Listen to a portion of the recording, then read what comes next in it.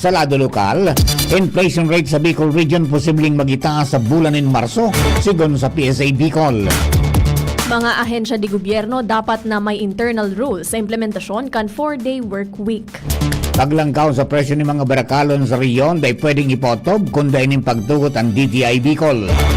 Sports Academy tatauanin atensyon kan lokal na gobyerno kan Legazpi City bilang preparasyon sa mga masunod na kompetisyon.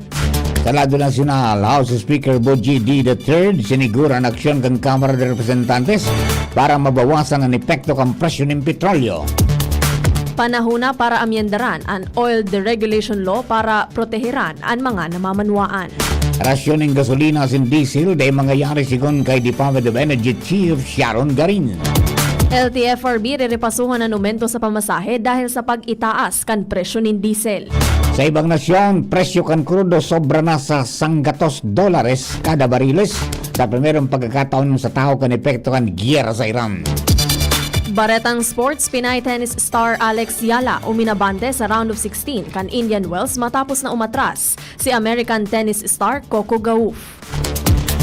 Magadugang yan po ngayon ng Darakulang Bareta alas 7 ngayon pong Marso 10, 2026 aldaw ni Martes. Asin kami po ang sinong magiging mga tagapagbareta. Ako po si Jasmine Balon. Ako man po si Mardela Daingiba. Ngunyan sa Litales kang Bareta, enot sa lado lokal. Ang baretang ini hatod sa Indukan. Optin Lutein Capsule. Alagaan ang paningin sa tulong ng Optin. Kitang-kita ang kalusugan ng mata.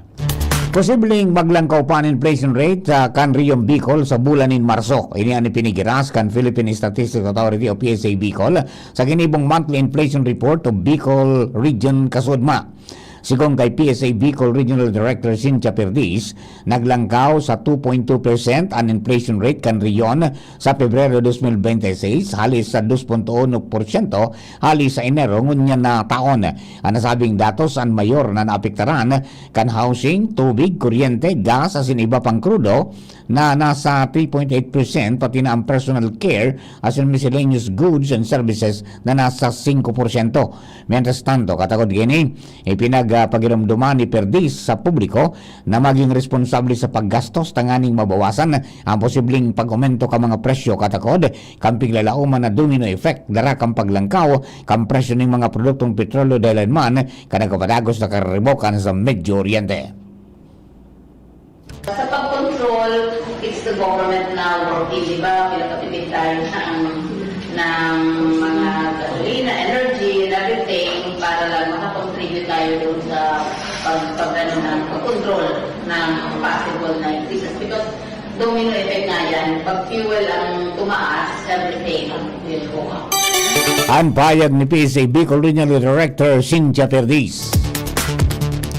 Kaipuhan Ang baretang ini hatod sa Indukan, Mega One. Ang Mega One ay may 21 sangkap para matulungan ka sa iba't ibang karamdaman tulad ng diabetes, high blood, stroke, arthritis, kidney failure, cancer, viruses, at iba pa. Tumawag kay Doc Joey Bitito sa 0998-975-8121 or 0917-853-8933. Kaipuhan magkaigwanin internal rules ang mga ahensya di gobyerno sa pagpautob kan 4-day work week. Sigon kay Civil Service Commission Regional Office 5 Regional Director Attorney Daisy Punsalan Bragais. Nasa poder na kan mga ahensya kung ano ang gigibuhon para dai maistorbo ang serbisyo sa publiko. Ipigladawan kan opisyal ang mga nakaschedule sa aldawnin Biyernes, lalo na ang nagakaigwanin pagproseso kan sa indang rehistro sa bihikulo asin iba pang concern. Aminado man ang opisyal na may diit na agyat sa mga opisina kan gobyerno ang 4-day work week. Ipigiras man kan opisyal na bago pa man magluwas nin direktiba si Presidente Bongbong Marcos, may protocol na ang CSC may kinaaraman sa energy conservation efforts. Ipigladawan kan opisyal na nagkapira sa saintang sistema. Iyon paggamit nin aircon magpuon alas 8 nin aga sagod alas 4 nin hapon. Mantang kun daiman kaipuhan ng ilaw, nakapalsok ang mga ini. Mientras tanto ang mga essential na pagbiyahe siring kan lakbay aral, seminars, pig-inganyar, nagibuho na virtual o iba pang paagi kung saan magkakaigwanin energy conservation efforts. Sa iba pa niyatong bareta, dahil pwedeng maglangkaw ang presyo ka mga barakalon sa riyon na dainin magkakanigong pagtukot ang Department of Trade and Industry o DTI Bicol. Sigun ngayon sa entrevista kan DCGB News kay DTI Bicol Regional Director Din Donabol kung saan mga manufacturers kay puhanan na ipairar muna sa konsultasyon asin evaluasyon. Dagdag pa ni Nabol na sa presente mantinidong nagsusunod ang mga tindahan sa suggested retail price o SRP kan basic necessities araw kan gatas, noodles, sardines, tubig, kandila, sabon, asukar, steel bars, semento, asin pako. Tinawan man ni doon ni Nabol na ang mga supply ka mga produkto sa mga mayor na malls asin tindahan sa syudad kan Legazpi City ang piglalauman na madurar nin tulong simana sagod sa sarong bulan. Mientras tanto, pinaghagad man kan ahensya sa publiko na dahil mag-panic buying dahil ta an unnecessary na bulk purchasing ang posibleng magkaigwanin negatibong epekto sa supply asin ekonomiya. So, ini pagkakataon to show our compassion to our brothers and sisters na may pangangaipo. Sa mga consumers man, di po kita mahandal, di kita mag-panic. The government is there, ready to assist you, ready to provide assistance. Kay rest assured na nanto, di po makaturog ang gobyerno para lang masustiniran ang sa itong mga pangangaipo sa Caldaw, especially the basic necessities and prime commodity. Ang payag ni DTI Bicol Regional Director Din Donabol sa entrevista kan DCGB News. Tatawan atensyon kan lokal na gobyerno kan Legazpi City ang Sports Academy bilang preparasyon sa mga masunod na kompetisyon. Sa paghambang sa media sa kakatapos pa sa ng Palarong Bicol, sinabi ni Legazpi Mayor Sham Ismail na nahiling kan lokal na gobyerno ang potensyal kan mga student athletes sa manlain-lain na karawat. Sinabi kan alkalde na makuha ang LGU din mga professional na instruktor tanganing magtaon in focus sa mga atleta. Siniguro naman kan pamayo kan ehekutibo na marealisar ang nasabing lakdang bago ang palarong pambansa. Mientras tanto, pinag-adala na kan lokal na gobyerno kan Tabaco City ang posibleng koordinasyon sa Food Terminal Incorporated FTI sa pag-establisir ng redemption site na makakatabang sa pag-distribuir kan 20 pesos kada kilong bagas para sa benepisyaryo sa syudad. Sa entrevista kan DCGB News kay Tabaco City Mayor Reynaldo Bragais, posible ang nasabing arrangement dahil tanaging positibo ang resulta kan follow-up coordination kan lokal na gobyerno sa National Food Authority o NFA may kinaraman sa kadipisidan na naeksperyensyahan ka mga benepisyaryo kan 20 bigas meron na program. Magkikipag-ordinara ang opisyal sa FTI asi magkikipag-urong sa sangguniang panglungsod tanganing mas maibusol pa na sabing inisyatibo. Pinamutikan man kan alkalde na posibleng mapoliticize ang nasabing lakdang dahilan tamantinido na ang nakalistang mga benepisyaryo. Dayan mapopolitika dahil ang tatawanan nakalista kung sisi ang identified kung sisi ang tawanan. Mapopolitika lang yan kung wala na senior citizen, wala solo parent, walang farmers. Mapopolitika yan. So kapitan naman, dahil kung mapigubos ng mga barangay official mapili. Sa mga pwede magpili eh.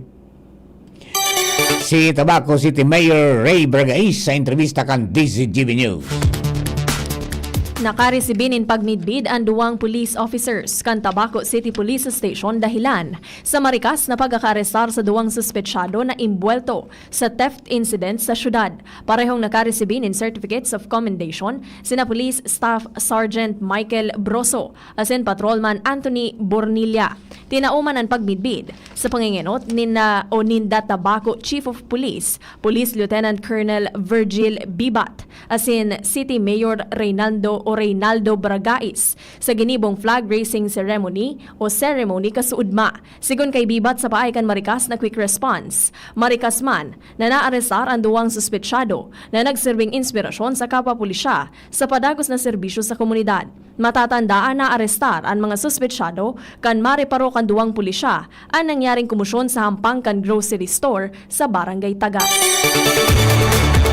Kumpiskado kan Philippine Drug Enforcement Agency o PDEA Albay ang 81,600 pesos na kantidad ng illegal na droga sa apat na high-value drug targets sa ginibong high-impact anti-drug operation kasudmang hapon sa Purok 1, Barangay Mauyod sa siyudad kan Legazpi. Sigung kay PDEA Albay Provincial Officer Intelligence Officer 3 Noe Briguel, narumpagman ang drug den sa operasyon kung sa inamid bidan ang mga suspetsado na sina alias Jeff, 40 anyos, pigtutubudan na drug den maintainer, alias Lee, 23 anyos, fast food crew member bilang empleyado kan drug den, alias JL, 25-year-old, bisita kang pasilidad asin si alias AJ, 19 years old.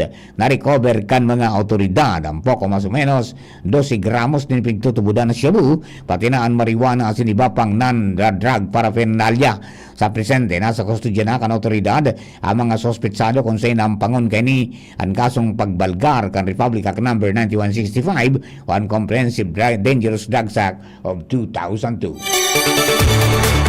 Sunod-sunod ang insidente nin Sulo sa hararayong barangay sa Tercer Distrito kan Albay. Sa nako ang impormasyon kan DCGB News, kadaklan sa mga biktima iyoan mga kaharungan nagibo sa light materials. Matatandaan ka nakaaging simana, tulo na kaharungan ang biktima nin Sulo sa barangay Makabugos, Libon, Albay. Ini magkataraning naharong, narespondihan paman kuta kan mga otoridad, alagad natumpos man gilayon nin kalayo. Daiman ni nadamay na persona sa insidente. Kanakaging aldaw, nagkaigwaman nin Sulo sa Tula-Tula Grande kan Ligao City.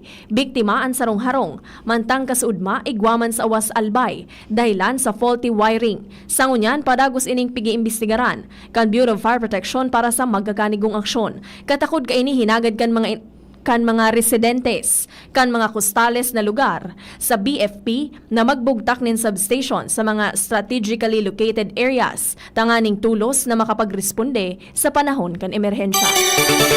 Mga tugang primerong partiyan kasatuyang Bareta alas 7, mga Bareta sa lado lokal. Ang Bareta nga to sa lado nasyonal.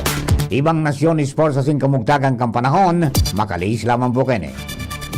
Pre, si Gerald Anderson to. Sulit na extra strong beer ba hanap mo? Ito na, ang Leon Extra Strong Beer. 7% ABV. Ngayon, may mampangis na promo pa. Bili ka ng 2 litro, may libreng 500 ml na. Sa 190 pesos SRP lang, meron ka ng 2.5 litro. Pangis na tama! Ilabas na ang pangis ng Leon. Bili na! Promo runs from December 19, 2024 to December 31, 2025. Extended until June 30, 2026. For DOH, FDA, CFRR permit number 1748S, 2024. Drink responsibly. Leon Extra Strong Beer. Bangis sa sarap. Bangis sa sulit. At ngayon, ang pinakabago, ang pinaka-epektibong food supplement na mabusising ginawa sa Amerika at matapos ang 3 taon, aprobado na ng FDA. Mega One, ang evolusyonaryong produkto na nagtataglay ng 21 natural na mga komposisyon na nakatutulong upang palakasin ang immune system at ang ating kalusugan. Para sa karagdagang impormasyon, maaaring pumunta kay Doc Joey Bitito sa Barangay 18, Cabangan West, Legazpi City, kaharap lang ng Bangko Sentral ng Pilipinas. O tumawag sa 0998-975-8121 or 0917-853-8933 para sa free consultation sa natural medicine. bisitahin din ang aming Facebook pages, Mega One Superfood at NHC Bayanihan Official. Mega One, evolusyon para sa kalusugan. Bakunang angat, serbisyong dapat. Sa presyong abot kaya at matapat. Lahat ng yan, nasa Rabvax. Nakagat o nakalmot ka ba? Huwag mag-alala. Rabvax Animal Bite Center ang inyong kaagapay para sa pinagkakatiwalaan, mura, ligtas at siguradong proteksyon laban sa rabies. Bukas po kami 8 a.m. to 5 p.m. mula Lunes hanggang Sabado, 8 a.m. to 12 noon naman every Sunday. And on holiday, pwedeng-pwede pati walk-in. Ang aming mga branches, Rabvax Legazpi, R&R Suite, Sagmin, Legazpi City, near Aleco, Rabvax Ligao, in Barangay Tuburan, Ligao City, Rabvax Tabaco, beside Siga Hospital, Rabvax Iriga, in front of Yusan Iriga, Rabvax Irusin Sorsogon, malapit sa Irusin District Hospital. And now open, Rabvax Masbate, along Municipal Road, Barangay Kalipay, Masbate City, Rabvax Pilar, Rabvax Castilla, Rabvax Pioduran, and Rabvax Cubao Metro Manila. Like us on Facebook, maging bakunado at protektado. Piliin ang alagang Rabvax. At age 50 pataas, posible ang good quality of life kapag tama ang level ng nutrients sa katawan. Piliin ang doctor-prescribed Centrum Silver Advance. Ang kumpletong formula nito ay mahigit sa 25 nutrients na tumutulong sa immunity, healthy heart at sharp memory with proper diet and exercise. Alam niyo ba, ayon sa clinical research, ang pag-inom ng Centrum Silver Advance araw-araw kasama ang tamang pagkain at exercise ay nakatutulong sa memory habang tumatanda. Napapanatiling matalas ang isip, malinaw ang memorya at maayos na nakaka-focus. Ang mga nasa edad 50 pataas ay matutulungang magkaroon ng good quality of life kung iinom sila ng Centrum Silver Advance kasabay ng tamang pagkain at exercise. Take Centrum Silver Advance daily. Ito ang Medifacts for Centrum. Multivitamins plus minerals is a generic name of Centrum Silver Advance. If symptoms persist, consult your doctor. Ayun no, si Jopit na torpe dati, may ka-holding hands na ngayon. Gaan talaga pag ang tropa malakas sumuporta. Tapos may Tanduay Light. Masarap inumin, suabe ang hagod. Tanduay Light, gaan ang may kasama. Drink responsibly. Mas magaan ang buhay pag nandyan ang barkada at Tanduay Light. Gaan ang may kasama. Drink responsibly. Hanap mo ba'y kapeng masarap na healthy pa? Ipinakikilala Dr. M's 36-in-1 Herbal Coffee Mix. Nagtataglay na bisat galing ng The Horsetail Extract. Pampaganda ng buhok. Green tea. Pampababa ng blood pressure. Ashitaba for good digestion. Turmeric at iba pa. Sugar-free. Stevia ang pampatamis nito. Kaya sa susunod na paghigop ng kape, dapat Dr. M's 36-in-1 Herbal Coffee Mix. Ang Dr. M's 36-in-1 Herbal ay mabibili sa lahat ng butika, supermarket, grocery sa inyong lugar. DZGB Barreta alas 7. Ngunyan sa Ditales Cambareta sa lado nasyonal, siniguro ni House Speaker Faustino Buji D. III na maaksyon ng Kamara de Representantes tanganing mabawasan ang epekto kanalangkaw na presyo ng produktong petrolyo sa ordinaryong mga Pilipino. Sigun sa lider ng Kamara, normal sana na magkaiganing kaaditan dahil ang pag-itaas kang presyo ng produktong petrolyo nagdadaranin pag-itaas mang kang pamasahe pagkaon na siniba pang pangangaipo.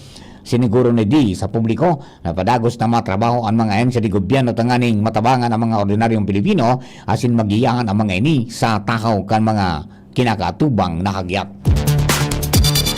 Nangapudan si House Ways and Means Committee Chairman asin Marikina Representative Miro Kimbo na amyendaran ang Oil Deregulation Law para maiwasan ang pang-aabuso kan oil companies asin proteheran ang presyo para sa mga konsumidores. Sa ambush interview matapos ang primerong briefing sa rekomendasyon na tawanin emergency power si Presidente Ferdinand Marcos Jr. para suspenderon o bawasan ang excise tax, sinabi ni Kimbo na panahon na para siiripon ang nasabing ley na ipinasar kan taong 1998. Sigun kay Kimbo, obligado ang oil companies na magbakal nin supply na madurar nin sarong bulan. Alagad kapag nagpa-aumento nin presyo ang world market, tulos na maitaas ang mga presyo kaini.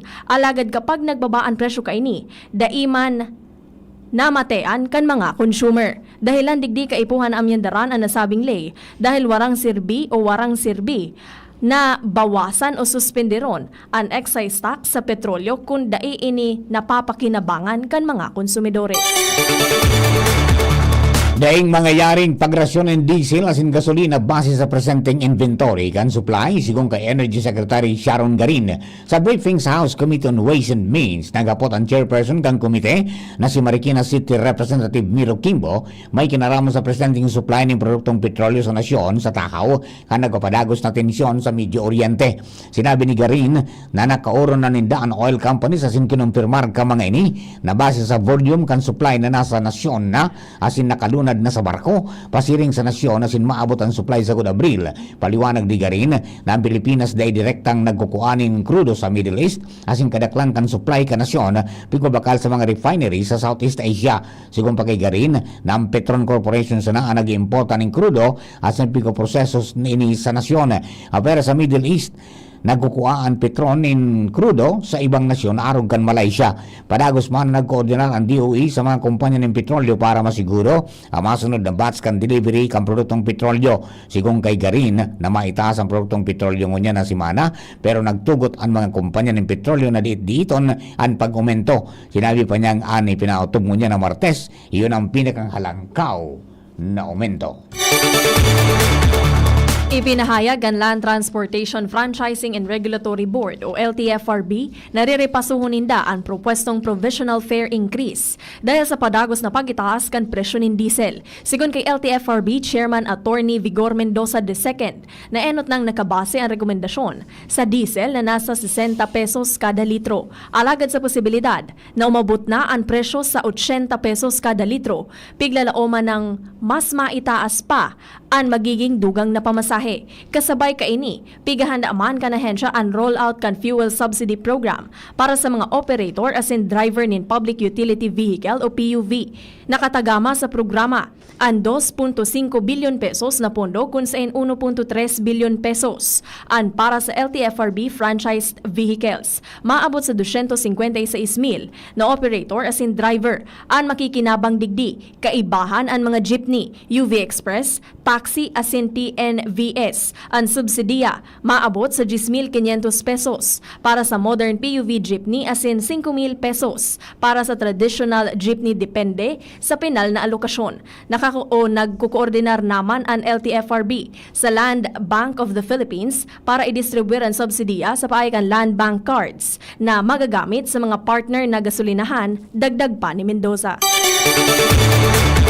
Sabi pa niya itong baretang nasyonal, wala nin mangyayaring aumento sa presyo ng liquefied petroleum gas o LPG sa bilog na bulan ng Marso. Inan siniguro ni dating LPGMA Party List Representative Arnel T. sa tawag ng kaaditan kang kadakla na maging ang LPG, magkakaigo ng big time price hike sa tawag kang padagos na gyera sa Iran na nakaapekto sa presyo ng mga produktong petrolyo. Ipinaliwanag ang dating kongresista na bago nagkusog ang tensyon sa Middle East, nag-anunsyo ang Saudi Aramco na daing pagiro sa presyo kan LPG kaya mantinido sa 970 sagkod 1,050 ang lambang tangke sagkod matapos ang presenteng bulan. Sigon sa dating kongresista, kompleto ang sendang stock sagkod sa primerong simana kan Abril kaya warang magiging hiro sa presyo kan LPG sa bilog na bulan ng Marso. Sinabi niyang base sa ley para sa 15 aldaw ang dapat na stock kan mga ini alaga duminabot sa sarong bulan ang sendang inventory asin nabakalinda ini sa baratong kantidad kung kaya wala ang lalauman na aumento kang presyo ng LPG. Kumpiyansa man City na wala nin pagiro sa bulan ng Abril ang presyo kan LPG sa world market dahil panahon ngunyan nin taginit kung sain hababa ang demand. Dinipensahan kan Malacanang ang duwang aldaw na working visit ni Presidente Ferdinand Bongbong Marcos Jr. sa Estados Unidos sa tao kan tensyon sa Medio Oriente na nagdaranin alintuto kan presyo ng petrolyo sa nasyon. Ipinag-insistir ni Palace Press Officer Attorney Claire Castro na ini ang magkakanigong panahon para ipahilingan presidente sa ibang nasyon na karapat dapat ang Pilipinas na matawan ni non-permanent seat sa United Nations o UN Security Council. Nasa New York ngunyan ang presidente para magpartisipar sa special session kan UN General Assembly asin ikampanya ang propwesto kan Pilipinas sa UN Security Council General Assembly. Tininuman ni Castro ang mga kritiko na nagtutuyaw sa lakdang kan gobyerno na makakuha ni non-permanent seat sa nasabing konseho. Tinawanin doon ni Castro na magtataonin boses sa Pilipinas ang pagkakaigwanin pwesto sa konseho para makatabang sa pagmolde kan mga pangkinaba na kamauotan asin makapagtaonin swestyon sa mga desisyon may kinaaraman sa pangkinaba na kamauotan asin sa pagpakitabangan sa katrangkilohan asin seguridad. Mga dugang sa tuyapong bareta sa lado kan ibang pangyayari sa ibang nasyon asin sa Karawat Sports. Nasa linya man si Nicole Angloriani. Good morning, Nicole. Good morning, Sir Mar. Good morning sa mga paraantabay. Suminobra na ang presyo kan krudo sa $100 kada bariles sa primerong pagkakataon sa nakalihis na sobra sa tulo may kabagang taon. Ini sa tao kan epekto kan padagos na gyera sa Iran na nakaapekto sa produksyon asin pagpapadaranin petrolyo sa Medio Oriente. Ang presyo ngunyan kan sarong bariles nin Brent crude na pigagamit bilang international standard nasa $107.97 matapos mag-resume ang market trading sa Chicago Mercantile Exchange. Nagitaas ini nin 16.5% poon kan Biyernes na nagsarado sa presyong $92.69. Piglalauman na maitaas o mababa pa ang sabing presyo mantang nagpapadagos ang market trading. Magigirumduman na sa ultimong nakapagrehistro nin sobra $100 kada bariles sa presyo kan krudo kan US kay ito pang Hunyo 30, 2022 kan puminakol ini sa $105.76 mantang sa Brent crude naman kan Hulyo 29, 2022 kan magsikad sa 104 per barrel ang presyo kaini.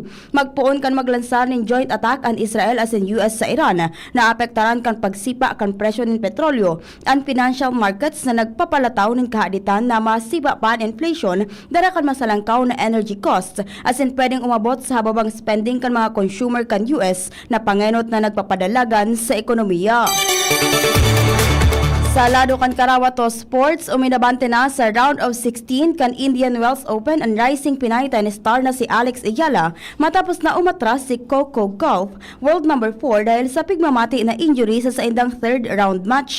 Si Ayala, 20 anyos, iyuan na ngenot sa score na 6-2-2-0 kan magsuko si Gauff matapos makaresibin ng medical treatment matapos ok sa iyang walang braso. Sa nasabing laban, tinakwan doon kan trainer si Gauff nin asistensya sa iyang abaga asin braso matapos siyang madaog sa ultimong game kan opening set.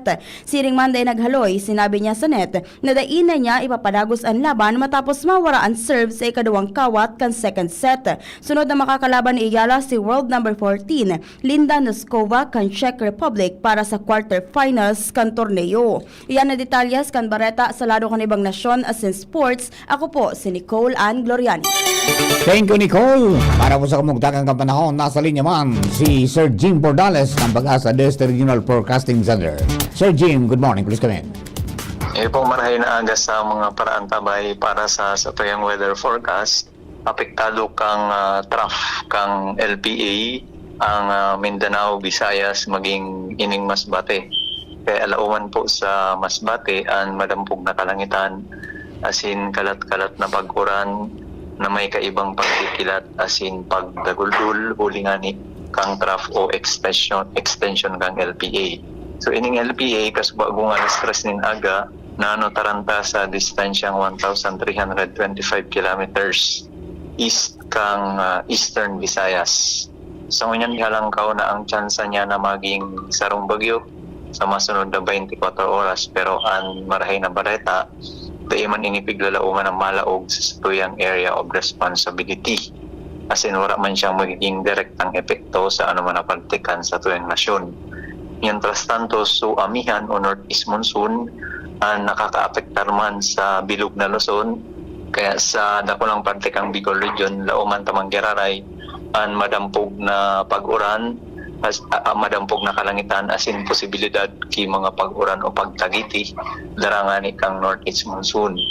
Moderato sagkod sa makusog na dulo sa north sirangan an lauman niya to sa Kabikolan asin sa ngunyan wala kitang nakabanderang gale warning sa mga kadagatan kan Bicol region pero hulingan ni kaining surge kang amihan lauman taan moderato sagkod sa maalo na kadagatan lalong-lalo na digdi sa sirangan na porsyon kan Bicol region. So ang estimated wave height nasa 2.1 sundong 3.5 meters. Kaya ibitaran po muna ang pagpalaot lalong-lalo na duman sa nagagaramit kisa radit na bangka. Sa tuyang temperatura sa bilog na maghapon pinakahababa na sa 23 degrees Celsius. Asin pinakahalangkaw posibleng umabot sundong 29 degrees Celsius. So yan po sa tuyang update para sa kamugtakan kan sa tuyang panahon. Hali po digdi sa Pag-asa DOST Legazpi. Jaime Bordales po sa Lowat. Marahay na aga. Thank you very much, Sir Jim. Bakadugang yun na pang kabilugang sa tuyang Bareta alas 7. Mga baretang tinipon na sin kinalap sa DCGP News Base na nakalis na 12 oras. Pangarang kanakatuang nato sa pagsurat ka mga bareta. Jenny Machi Valyaran, siling si Nicole Ann Gloriani sa News Base. Lado Technical, Chief Ramir Tanay, DCGP Social Media Department, si Jerome Nico Martinez, yan pong IT. And siyempre ang Mega Force Patrol. Hello kay Sir Jeff Santos watching. Yan po sa Queenstown, Australia. Siling man si Benji de Pogi. Pag-isakto na po kay Madam Amada Esplana and Manay Agnes Mape. Hali po yan kay Benjamin Nile, Benji de Pogi. Siling man si Anthony Padua. Dahil asin ng tubig yan sa Kagsawa. Tulong bulan na. Kuya Bob Candano, good morning po. Diyan sa Tabaco. Asin si Omer Alista Lola, good morning. Si Tanggol Chan Abrera, good morning. Gerald Aranya, good morning. Siring man si Sir King Rinaldo, good morning. At saka si Bing Ben Boris, good morning. Sa kabas po nakaantabay sa 729 kilo ay sa pilang ka mga radyo sa AM Band. Siring man sa WGB 106.9 FM sa Tabaco City. Happy birthday and happy retirement day sa amigo namo kay Kuya Alan Imperial. Tapos sa DPWH First District Engineering Office.